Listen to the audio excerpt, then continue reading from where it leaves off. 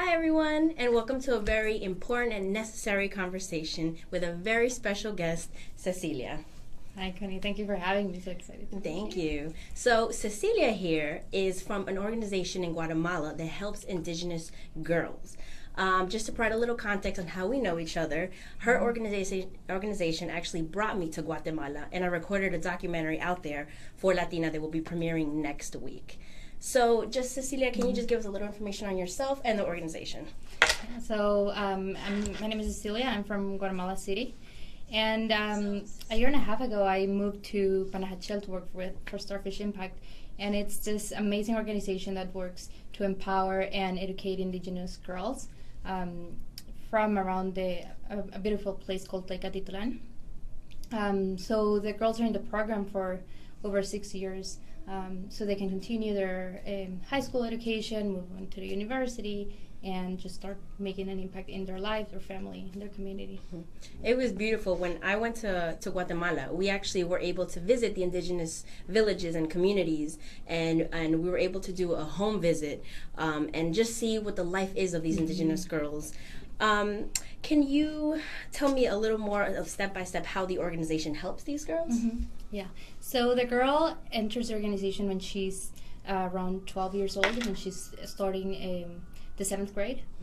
So originally the program consisted of a mentorship program on Sundays and a scholarship so the girl could attend public education. And we had great results. The girls were finishing high school, so a large number was continuing into higher education, university, or starting a small business. However, there were still some limitations to that because of the fragile educational system that we have in Guatemala, especially in this area of Solula.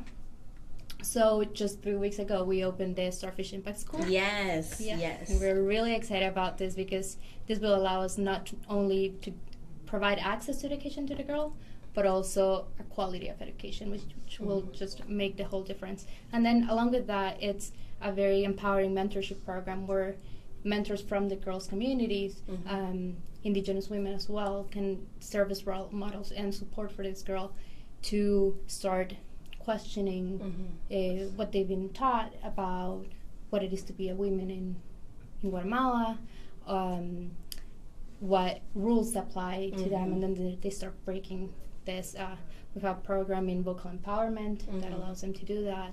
And then a big part is also support to the girl and the family, since they're breaking this like cultural stereotypes and boundaries. They need a lot of support from them. And then from that, we have the New Horizons program that helps the girl get through university or start a small business or find a job, and then start bringing this impact to the family as well. Now, for all those that don't know, why is there such a limit to access to education in Guatemala, and why focus on indigenous girls specifically? So indigenous girls is one of the most fragile or most discriminated populations just in the world. Indigenous population in Guatemala, there's a lot of discrimination and lack of opportunities. The women as well, then they live in poverty, so they have all these barriers, and we decided to focus on girls' education not only because they're in big need of it, you can say, but also because it's proven that investing in a girl is the best way to end cycles of poverty. And why is that? Because a girl, one is that she will make sure once she has her own kids that they will also go. Girls and boys will go through education, so the next generations are educated. And then it's also been found that from every dollar invested in a girl, 90% is returned to her family and community, while in a boy it's 35%, which is still okay, but investing in a girl will bring more return to a community. Now, I wanted to touch on one of the things you said, that you actively employ indigenous women that have gone through the program. So I remember when one of the spokesperson came here to pitch us what the organization was about. One of the red flags that went off in my mind was, okay, so people, I didn't know that they were employing indigenous women at that point, but in my mind, I'm like, okay, so an organization is going into indigenous communities and helping them. But does that mean they're stripping them of their traditions, stripping them of who they are, and kind of a sense of like the white man's burden? But I was completely wrong, because as the presentation went on, they specifically told me that these women are being employed and continuing the cycle of success for those communities, which I thought was amazing. And that's why people out there watching out there nowadays with this, this political climate, everybody's trying to invest in good organizations that are helping the communities. This is definitely an organization that you can actively invest in, such as the ACLU. Definitely Starfish is an organization that you should be attuned to. Did you want to add in? Yeah, no, I think for me, I always talk about this. This is a key part of the program. It's not only that we employ indigenous women, but it's led by indigenous women. So they have this empathy, and they have this knowledge that as much as I try, or someone from the U.S. might try, we don't get it, because we didn't come from that background. So it just allows the mentor to connect with the girl, and just every decision made is made from that focus. And that, I think, is what makes Starfish so unique from a lot of the nonprofits that work in Guatemala. Absolutely. What do you think are the cultural boundaries that prohibit or hinder the advancement of indigenous girls? Because I'm sure a lot of people out there don't realize their first language is Maya before Spanish, so they have an extra obstacle to go over before they reach success. So what do you think are some other cultural boundaries that they have? Well, there are many. One is what you were mentioning. The school system is designed for 50 years ago.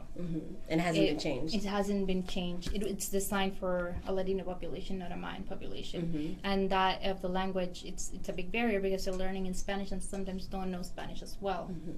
Then it's in this culture, many think that investing in a girl, it's just a waste of money, because the girl will marry and then leave, and then there won't be any return for the family. So I think that's a really big one too.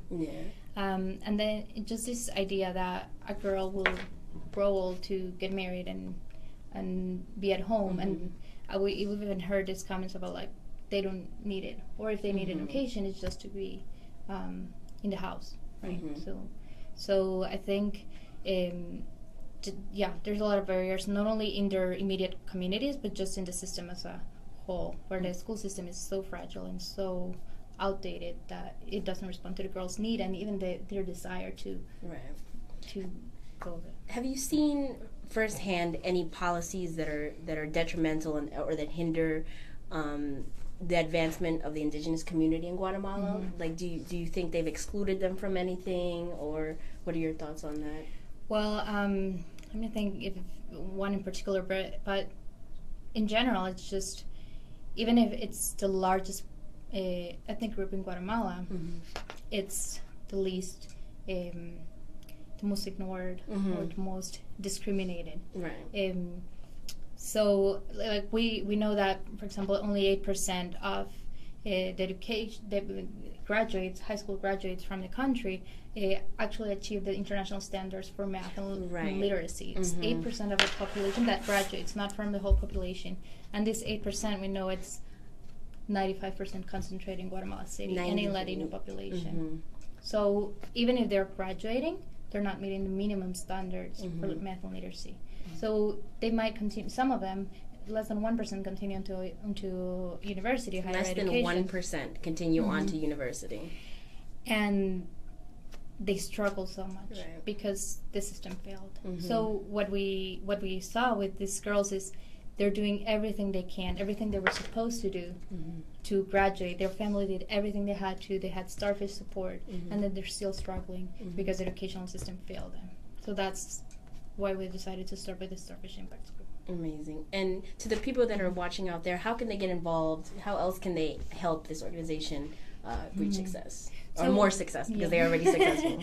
So there are many ways, like one is to champion for the cause, just of girls' education in general. There are many organizations doing amazing work in Latin America and Africa and just different places, and we need to start talking about why it's important for girls to graduate. We know that out of the 130 million kids out of school, like 70% are girls. So we need to talk about this. And then invest. Definitely invest. There are many ways that we can do this. There are grassroots organizations like Starfish. We work with other organizations like She's the First, which is amazing, and just learn a little bit more about it. So when you invest, you know what you're investing in. So much of the conversation among justice is about inclusivity and being intersectional. So it is very important to keep indigenous women at the forefront of these conversations, because they are at very high risk, especially because governments in Latin America, and you're right, all over the world, do not care about indigenous communities. It happens, discrimination is very high in Peru, where I'm from, very high in Guatemala. When I went out there and I started researching more about this organization and about Guatemala, I came across this kind of startling sentence where it says, Maya women rank at the bottom of every measurement of human development. And this is something that the UN understands, and they're actively trying to change. But it is difficult because the governments largely don't care. Yeah. So, and I understand that you're here in New York because you were invited to the UN. And do you want to tell them specifically? Yeah, I'm really excited. I applied for there's a youth assembly for the UN. And we're going to be talking about the SDGs and the 2030 agenda and the global goals to end poverty, and just it's the 17 goals that focus either in environment, in reducing inequalities, and in poverty. And we're working on that with Starfish through another initiative which is called the Chispa Action Network. And we started seeing how these girls, not only are they overcoming all these obstacles, but they're going beyond, and they want to bring this back to the community. So we decided to get Starfish Girls leaders together with leaders from across the country, from different partner organizations, and we developed what we call the Chispa Action Network. Yes. And that's what you were. This is my favorite. This is my favorite. Please talk about it. So they had a little bit of a summit, a 3-day summit, I believe, and I went on the last day, and I just saw what the girls were working on, and I just left so inspired, ready to just, just motivate. Just please explain what the girls were doing at the summit. So we brought 100 leaders between 15 and 22 years old, indigenous girls, Latinos, just from 15 regions from around the country, and two from Peru as well. 2 girls from Peru. I was going crazy in there. And then these girls, we started talking about these global goals and how the 2030 agenda, we cannot leave it to the politics, just for the governments to do it. We need to start taking action. And we had a pilot last year, and then we're continuing this year. So the idea is that after these 3 days where we talked about leadership and just these skills and tools that they need, they can go back to a community and format what we call Chispacio, which is like an action chapter, when they can design a project that will impact their community and that it's aligned with one of the goals. So we have girls that want to work with environmental issues and preventing trash to get to the lake. That it's just this beautiful, like it's getting very contaminated. So how to protect that? There are other girls that want to work campaigns to prevent teenage pregnancy. So it's the goal 5, inequality. There's this one group that I love, and they want to campaign as well so that more women participate in politics. Yes. Because you see, even if a law changes, it's not necessarily applied or enforced unless there are women in the justice system, in politics, and everything. So their campaign is to get more women to participate in politics, which is my favorite. Yeah, no, it is mine too. I was fortunate enough to help the group of girls that was working on cleaning her community as well as the lake. And just to point out for you, these begin as ideas on oak tag. They start writing down how, when, why, what can we do, everything. They just start ideating, and then each girl is responsible for actually carrying it out. So if they come out with a whole action plan on how to clean the lake, they will go out and do it. It happens, and this is what her organization as well as Chispa Network is actively doing to help the community. So it is fascinating. It was so inspiring. I left there, and they were just thinking of on the spot, and I was looking at them. I'm like, wow, these girls are so intelligent, and they have the tools now. But it's a little sad that other girls don't have the opportunity, and they have this extreme amount of talent. But it's amazing. And that's what we saw. Like, they have the talent, they have the ideas, but then sometimes they don't have the resources. Right. So if we get them connected, they can start sharing ideas between themselves and, as well. And we can start like uniting this very fragile population that we have. It's so diverse, but so separate. So they can start connecting, they can share ideas, and they can start actually implementing them. And then we can bring visibility to it. So many of them are already doing a great job, but no one knows about it. Yeah. And the beautiful thing is that they had, I guess, like a school, or what would you call the school before this one that was launched?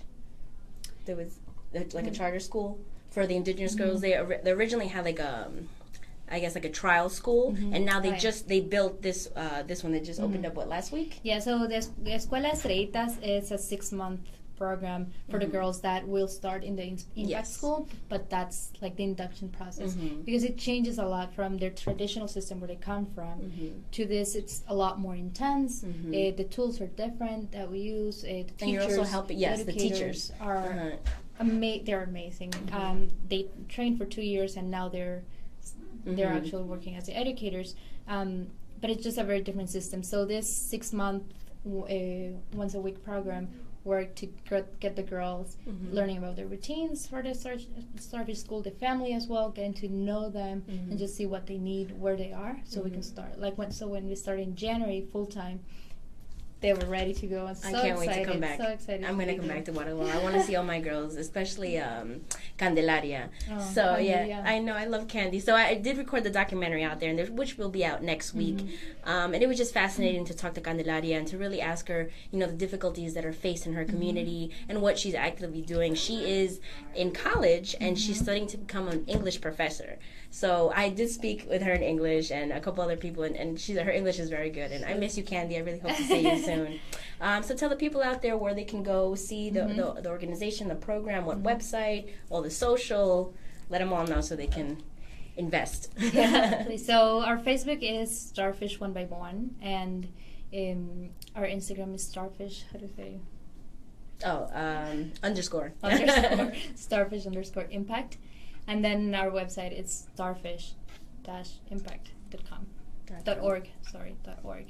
And then there you can see all the updates. You can see stories about the girls, about Candelaria. There's one blog about Candelaria and how she's amazing. And then the Escuela Estrellitas, you can learn a lot about all the stages of starfish. Well, thank you for having me. Thank you, everyone. Please tune in to the next Facebook Live we're going to have, speaking also about indigenous issues. And please go back to the Starfish website and please invest. Thank you.